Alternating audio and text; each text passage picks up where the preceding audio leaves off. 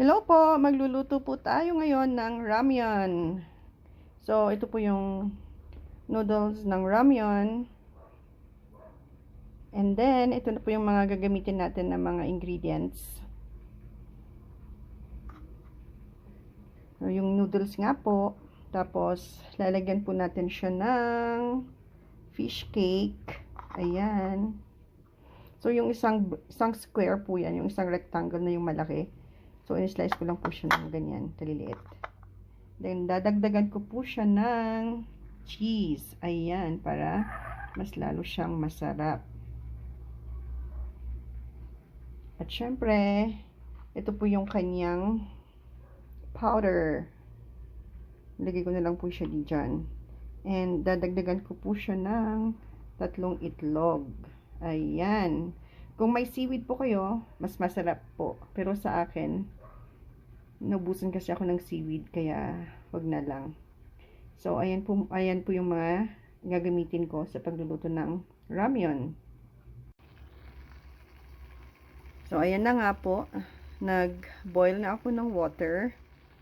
So, ang una kong ilalagay ay ang fish cake. Ayan. Kasi galing siya sa ref. Medyo tigas-tigas pa siya.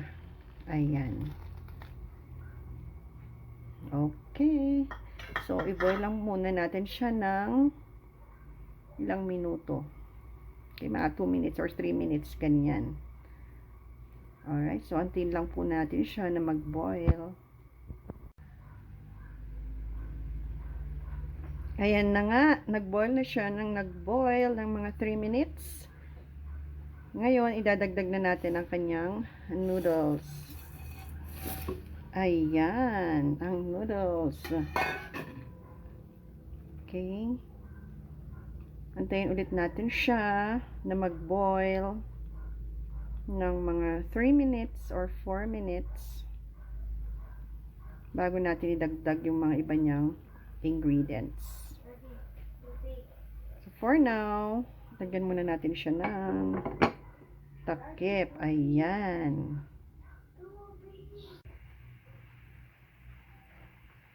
Ayan na nga po. Kumulo na ng kumulo ang ating noodles at ang fish cake. Ngayon naman, lagyan na natin yung 3 itlog. Ayan.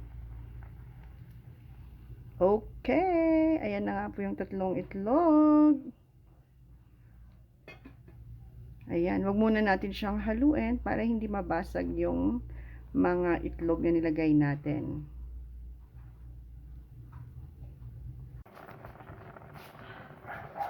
Ayan, dadagdag na po natin ang kanyang powder, ang kanyang chili powder. Ito po. Okay. Yan ang kanyang chili powder. And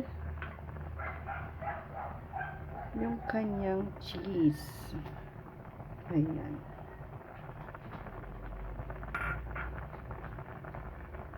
Haluin lang po natin.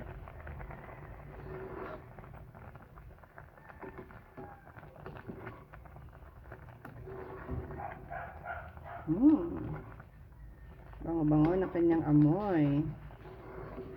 Ayan, nagkulay na siya.